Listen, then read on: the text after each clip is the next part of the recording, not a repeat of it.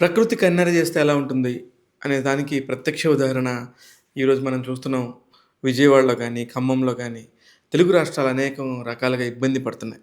ఒక్కసారిగా ప్రకృతికి కోపమొస్తే ఎంత వినాశనం జరుగుతుంది. మన కళ్ళ ముందే ఎన్ని మూగజీవాలు కొట్టుకుపోతాయి. పక్కన కార్లు కొట్టుకుపోతున్నాయి. మనుషులు చనిపోతున్నారు. రోడ్డు మీద నడిచే పరిస్థితి లేదు. రోడ్లన్నీ కాలువలను తలపిస్తున్నాయి. చెరువుల్లాగా ఊర్లన్నీ కొట్టుకుపోతున్నాయి.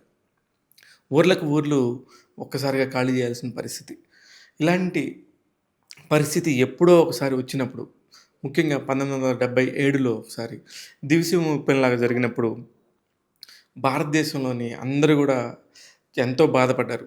ముఖ్యంగా తెలుగు చిత్ర పరిశ్రమకు సంబంధించిన వారందరూ గూడా ముందుకొచ్చి తమ వంతుగా విరాళాలు సేకరించి జోలెపట్టి ముఖ్యంగా నందమూరి ఎన్టీ రామారావు గారు ఆ రోజుల్లోనే జోలెపట్టి ఆ రోజు ఎవరెవరికి ఏం సాయం చేయగలం అని జెప్పేసి అందరి నటీనటులందరిని కూడదీసుకొని మొత్తం ఊరు ఊరా తిరిగి ఎంతో కలెక్ట్ చేసేసి ఆ రోజున్న ముఖ్యమంత్రి సహాయ నిధికి అందజేశారు. అలాగే ఇప్పుడు కూడా ఎలాంటి విపత్కర పరిస్థితుల్లో ఇట్లాంటివి వచ్చినప్పుడు ఖచ్చితంగా మనందరం ఒకటే అని చెప్పేసి కులాలకి, మతాలకి అతీతంగా, పార్టీలకి, ప్రాంతాలకు అతీతంగా అందరం కూడా ముందుకెళ్ళి నిజంగా ఆకలైన వాడికి అన్నం పెట్టిన టైము, నిజంగా దాహమైన వాడికి మంచినీళ్ళు ఇచ్చి వాళ్ళ దాహార్తిని తీర్చగలిగితే అంతకంటే భగవంతుడు ఈ సృష్టిలో మనకి ఇంకోటి వేరే అద్భుతమైన విశేషాలేమి అవసరం లేదు. అవసరమైన వాళ్ళకి మనం అవసరమైనట్టుగా చేయగలగటమే మానవ జన్మకి సాధకరం. అలాంటి ఒక అద్భుతమైన అవకాశం ఈ రోజున వాళ్ళందరూ కష్టాల్లో ఉన్నారు. నిజంగా దయాగుణం ఉన్నోళ్ళు గానీ, ఇలాగా ఎవరు నలుగురికి సాయం చేసేవాళ్ళు గానీ, వాళ్ళకి ఏదన్నా లేని వాళ్ళకి ఇస్తే ఎంత తృప్తి ఉంటదో తెలుసు. ఆళ్ళందరూ గూడా సాయం జేయాలి ముందుకొచ్చేసని మనస్ఫూర్తిగా కోరుకుంటున్నాను నేను ట్యాగ్ తెలుగు యూట్యూబ్ ఛానల్ ద్వారా. కారణం ఏంటంటే, కోట్లు కోట్లుండొచ్చు. కానీ తాగడానికి పాల ప్యాకెట్ కరెక్ట్ టయానికి లేనప్పుడు, మంచినీళ్ళు సరిగ్గా లేనప్పుడు, తిండి కొనుక్కోవటానికి కొనగలిగే స్తోమత కోట్ల రూపాయలున్నా, ఆ టయానికి ఆకలి తీర్చలేనప్పుడు అయన్నీ ఉన్నా గూడా ఉపయోగం లేదు. ఇటువంటి సమయంలోనే మనుషులు వాళ్ళ వాళ్ళ ఆలోచన పరిధిని పెంచుకొని, నలుగురికి సాయం చేసే విధంగా అందరూ మనగలగాలని చెప్పి మనస్ఫూర్తిగా కోరుకుంటున్నాం.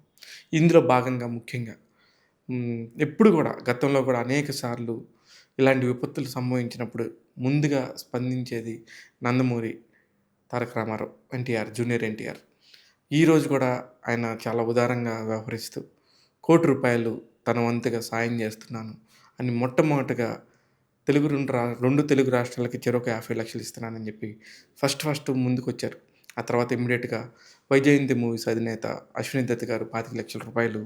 అలాగే మన హీరోల్లో చిన్న హీరో అయినా నిజంగా చిన్న హీరోలు, పెద్ద హీరోలు కాదు. ఇక్కడ ఈ రోజున వాళ్ళకున్న దానిలో చేతనైన సాయం చేయగలిగిన ప్రతి ఒక్కళ్ళు హీరోలుగానే నిలుస్తారు. వాళ్ళు ముఖ్యంగా సిద్దు జొన్నలగడ్డ 2 తెలుగు రాష్ట్రాలకు కలిపి 30,00,000, 15,00,000 ఒక రాష్ట్రానికి ఇంకోలాగా తెలంగాణకి 15,00,000 ఆంధ్రప్రదేశ్‌కి.